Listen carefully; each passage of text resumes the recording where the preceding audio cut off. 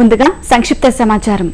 పశ్చిమ మధ్య బంగాళాఖాతంలో ఏర్పడిన అల్పపీడనం పూర్తిగా బలహీనపడినట్లు విశాఖలోని తుపాను హెచ్చరికల కేంద్రం తెలిపింది. దీని ప్రభావం తెలుగు రాష్ట్రాలపై ఉండదని అధికారులు తెలిపారు. అటు దక్షిణ అండమాన్ సముద్రం పరిసర ప్రాంతాల్లో మరో అల్పపీడనాన్ని గుర్తించారు. దీనికి అనుబంధంగా ఏర్పడిన ఉపరితల ఆవర్తనం వచ్చే 24 గంటల్లో మరింతగా బలపడి స్పష్టమైన అల్పపీడనంగా మారుతుందని భారత వాతావరణ శాఖ తెలిపింది. దీనిపై 2 రోజుల్లో మరింత స్పష్టత వస్తుందని వాతావరణ నిపుణులు వివరించారు.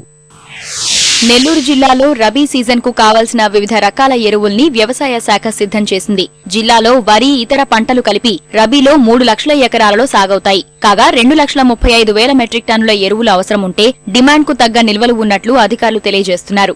గత ఖరీఫ్ తో పోల్చితే రబీలో అన్ని రకాల ఎరువుల ధరలు పెరిగాయని వివరించారు. జిల్లాలోని వ్యాపారులు ఎరువులు, పురుగుమందుల్ని ఎక్కువ ధరలకు విక్రయిస్తే కఠినమైన చర్యలు తీసుకుంటామని హెచ్చరించారు.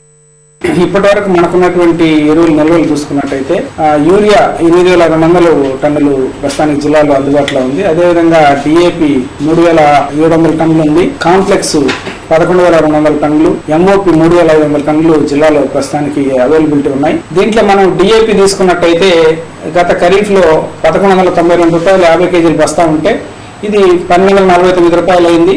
రానున్న రబీ పంటకు పశ్చిమ గోదావరి జిల్లాలో 4.60 లక్షల ఎకరాలకు 100% సాగునీరు అందించాలని రాష్ట్ర మహిళా శిశు సంక్షేమ శాఖ మంత్రి పీతల సుజాత తెలిపారు. ఏలూరులోని జిల్లా పరిషత్ సమావేశ మందిరంలో జిల్లా కలెక్టర్ కాటంనేని భాస్కర్ అధ్యక్షతన జరిగిన నీటిపారుదల సలహా మండలి సమావేశంలో మంత్రి పాల్గొన్నారు. ప్రతి రైతు సంతోషంగా ఉండాలనే లక్ష్యంతో రబీలో చివరి ఆయకట్టు వరకు నీరు అందించాలనే లక్ష్యంతో ముందుకు వెళ్తున్నామని తెలిపారు.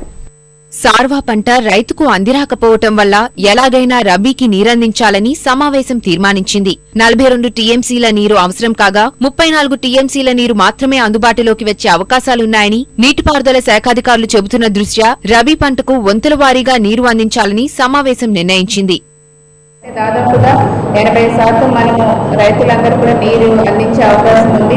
జిల్లాకు సంబంధించి రైతులకు వంతుల వారు వాటర్ ఇచ్చేలాగా కూడా మేము నిర్ణయం తీసుకోవడం జరిగింది. కాబట్టి ప్రతి ఒక్కరూ ప్రజాప్రతినిధులు, అధికారులు, రైతాంగం, నీటి శాఖ అధ్యక్షులు అందరూ కూడా కోఆర్డినేషన్ తో ముందుకెళ్లి ప్రతి ఒక్క రైతుకి, ప్రతి ఒక్క ఎకరానికి కూడా మనం నీరు అందించేలాగా కృషి చేయాలనేసి నేను అందరినీ కోరుతున్నా. చేపల చెరువుల రైతులకు స్పష్టమైన ఆదేశాలు ఇవ్వాలని, డిసెంబరు నెలాఖరు కల్లా నాట్లు పూర్తి చేసి 2015 మార్చి 30 కల్లా నీటి వాడకాన్ని నిలిపేసి డెల్టా ఆధునికీకరణ పనులకు వెళ్లాలని సమావేశం నిర్ణయించింది. చేపల చెరువులు, రొయ్యల చెరువులు యజమానులు ఉన్నారో వారికి ఒక నిర్దేశితమైన తేదీని ముందుగానే తెలియజేసి ఆ లోపంలోనే వారు తగిన జాగ్రత్తలు తీసుకుని చెరువులు నీటితో నింపుకోవాలని, వరి పూర్తయిన దాకా కూడా ఎట్టి పరిస్థితుల వరకు నియమించే అవకాశం ఉంటుందన్న విషయాన్ని ఒక ప్రచారం ద్వారా తెలియజేయాలని, మార్చి 31 నుంచి జూన్ 15, 2015 దాకా ఈ కాలువలకు సంబంధించిన పనుల్ని అవసరమైతే ఈ పర్యవేక్షణ మీద కొంత స్పెషల్ ఆఫీసర్స్ ఎవరైనా వేసి కూడా కొంత చర్యలు తీసుకోవాలని కూడా ఆలోచించడం జరిగింది. ముఖ్యమంత్రి సూచనల మేరకు సమర్థ నీటి నిర్వహణ విధానాలు అవలంబించి రబీలో 1 ఎకరా కూడా నీరు లేక ఎండిపోయే పరిస్థితి రానివ్వకుండా చూస్తామని సమావేశంలో ప్రజాప్రతినిధులు స్పష్టం చేశారు. ఎందుకంటే ఖచ్చితంగా దీన్ని అమలుపరచాలి. ఇప్పటికే మన ఖరీఫ్ పంట కనుక చూసినట్లయితే మరి దోమపోటు వల్ల ప్రతి రైతు కూడా 30 బస్తాలు అవుతుంది అనుకున్న చేను ఈవేళ 5 బస్తాలు 10 బస్తాలు అయ్యేటువంటి పరిస్థితి కూడా ఈవేళ ఈ సార్వ పంటలో రైతులకు లేదు. ఇటువంటి పరిస్థితుల్లో రెండవ పంట ఏదైతే ఈ రబీ పంట ఉందో అదేమన్నా 10 బస్తాలు పండితే రైతు ఏదైనా ముందుకెళ్ళగలుగుతాడు. కాబట్టి తప్పనిసరిగా రైతును ఆదుకోవడానికి మరి రబీ సీజన్లో 1 ఎకరం కూడా ఎండిపోనివ్వకుండా అవసరమైతే వంతుల వారి విధానాన్ని ప్రవేశపెట్టుకుని మరి అన్ని కెనాల్స్కి కూడా మన వాటర్ని అందించి మరి రైతాంగాన్ని ఆదుకోవాలని చెప్పేసి నిర్ణయం తీసుకుంటున్నాం.